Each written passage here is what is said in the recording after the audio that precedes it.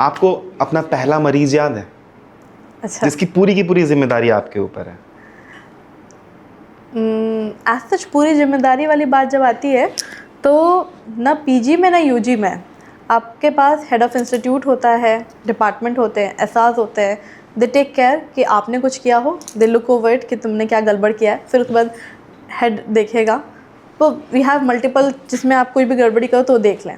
Private में आने के बाद ये थोड़ी चीज़ें कम हो जाती है कि you are whole and soul, कि आपने जो देखा है, आपने जो मरीजों को ट्रीट करना शुरू किया है, आप ही उसका जिम्मेदारी हो। Luckily my father in law is an ऑब्जन गायनी, और मैं कहीं अटकती हूँ तो उनसे पूछ लेती हूँ कि क्या करना है।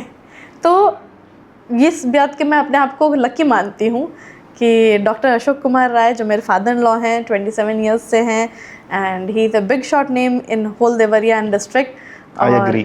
ही is my mentor here. And he is father-in-law also. Nice. एक सेइंग है कि डॉक्टर बनने के लिए काफ़ी कुछ पीछे छोड़ना पड़ता है, तो सेक्रीफाइसेस होते हैं, माँ बाप के सेक्रीफाइसेस होते हैं, आपके सेक्रीफाइसेस होते हैं, डॉक्टर बनने के बाद भी सेक्रीफाइसेस होते हैं। तो आप इन सेक्रीफाइसेस को कैसे देखते हैं?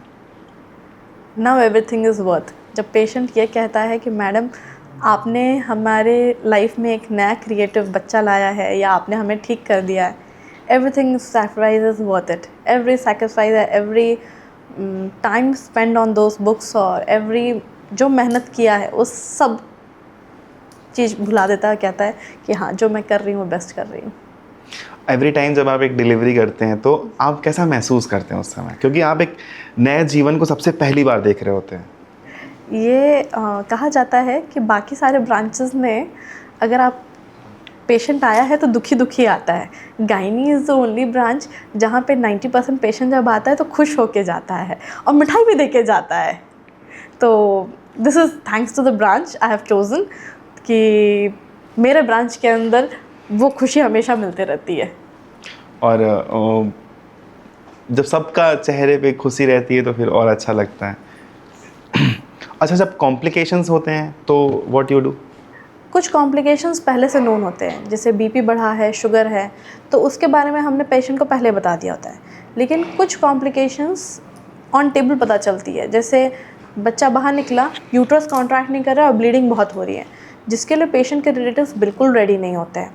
मैंने नोटिस किया है जितना आप पेशेंट के रिलेटिव्स या पेशेंट से खुल के बात कर लो कि नहीं ये कॉम्प्लिकेशन आ सकता था, जो कि आया है, उसके लिए हमको ये ट्रीटमेंट देना पड़ रहा है और हम पूरी कोशिश कर रहे हैं। पेशेंट के रिलेटिव्स और पेशेंट इस बात को पूरा समझते हैं कि हाँ कॉम्प्लिकेशन कभी भी आ सकता है और उसके लिए मैडम जो कर रही हैं वो ठीक कर रही होंगी।